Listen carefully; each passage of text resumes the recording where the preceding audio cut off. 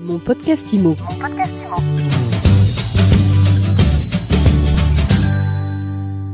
Bonjour et bienvenue dans ce nouvel épisode de Mon podcast IMO, votre rendez-vous avec l'immobilier.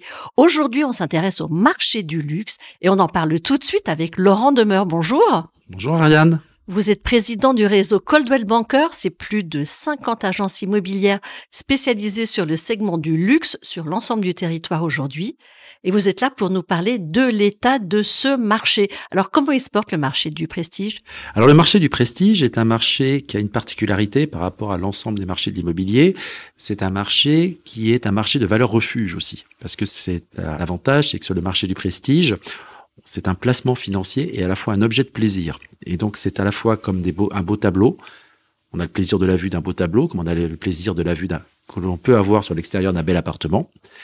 Et en même temps, on sait que c'est un investissement pour le futur qui protège votre argent dans une période qui est assez tourmentée aujourd'hui, avec des retours de l'inflation, des taux d'intérêt qui augmentent. Et l'immobilier de luxe et de prestige joue pleinement son rôle actuellement.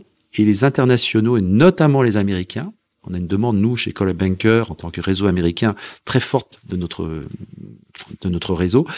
Plus de 27% de progression des demandes des Américains. Ils viennent placer leur argent sur Paris, qui est aujourd'hui la ville refuge mondiale. Est-ce que les prix auxquels ils achètent, est-ce que ces prix baissent? Parce qu'on parle de la baisse des prix pour les biens traditionnels.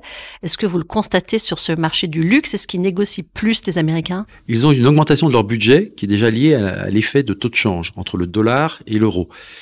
Un Américain, au début de l'année, au 1er janvier, pour $1 million, ça représentait, je vous le rappelle, 870 000 euros. À l'heure où je vous parle, $1 million représente 1,04 million €. Donc ils ont un budget important aujourd'hui sur le marché parisien et ils veulent absolument placer leur argent parce que côté américain, il y a une très forte inflation, des taux d'intérêt très élevés, beaucoup plus élevés qu'en Europe. Et donc là-dessus, la négociation finalement reste faible. On est à quel prix sur le type de bien qu'ils recherchent? On est sur des prix entre 15 et 18 000 euros du mètre carré. Donc quand on lit évidemment dans la presse que le prix moyen à Paris ou médian à Paris est passé sous la barre des 10 000, ce n'est bien évidemment pas le cas sur le marché de l'immobilier de luxe. Alors là, vous nous parlez des Américains, les autres acquéreurs. Les autres acquéreurs, ce sont beaucoup d'Européens, et notamment l'Europe du Nord, avec les Norvégiens qui actuellement, grâce au gaz et au pétrole, viennent se positionner en France, mais là, ils vont beaucoup plus sur le sud de France, sur les régions comme Mougins, Cannes, l'arrière-pays cannois, Nice, pour des résidences secondaires. Et on voit une forte arrivée des Nordiques. C'est aussi beaucoup les expatriés français qui rachètent en France, qui veulent acheter de l'immobilier français. Et on a vu l'emballement sur la côte basque, sur le bassin d'Arcachon, sur Osgore, sur Nantes, La Baule, Pornic, sur toutes ces régions, toute la côte ouest atlantique. Depuis 2-3 ans, très très forte demande des expatriés français, qui est une région qui a vraiment la cote et qui est en train de devenir la Californie de l'Europe.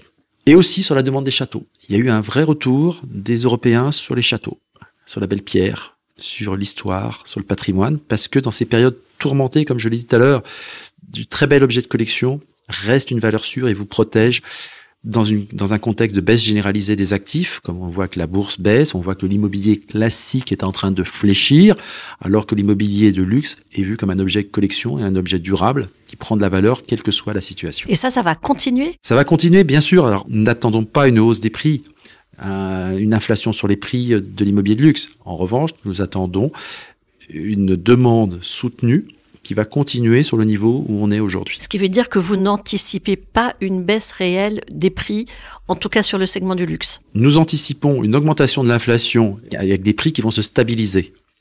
Ce qu'ici, en économie, voudrait dire une baisse réelle, mais pas de baisse nominale. Qu'est-ce que vous dites aujourd'hui à vos conseillers immobiliers, à ceux qui envisagent une carrière dans l'immobilier? Est-ce que c'est le moment de se lancer? Alors, je leur dirais de rejoindre Coldwell Banker.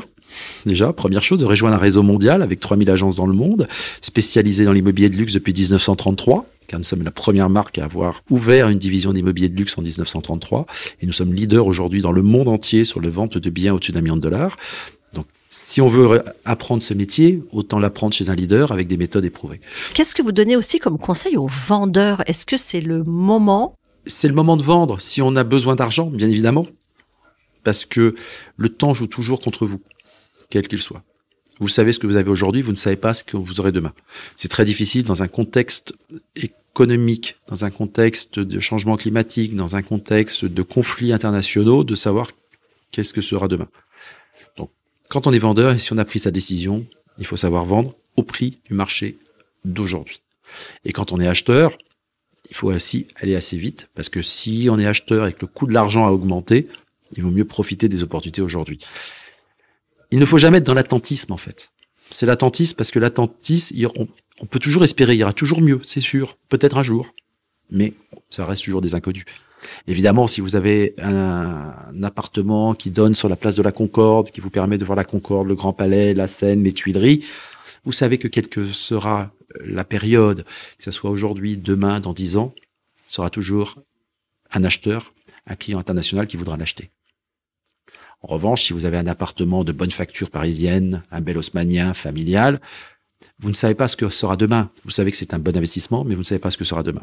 Parce que vous ne savez pas à quel moment vous aurez besoin d'arbitrer. Donc si vous voulez avoir un projet aujourd'hui, faites votre projet. Dans ce nouvel environnement, comment est-ce que les agents immobiliers doivent s'adapter à la nouvelle donne ? Il faut faire preuve de flexibilité et comprendre qu'un marché peut changer. L'immobilier, c'est avant tout des cycles favorables aux vendeurs, puis des cycles favorables aux acheteurs. Nous sommes là pour accompagner nos clients. Donc s'adapter à la nouvelle donne, c'est être très près de ses clients. C'est leur parler souvent.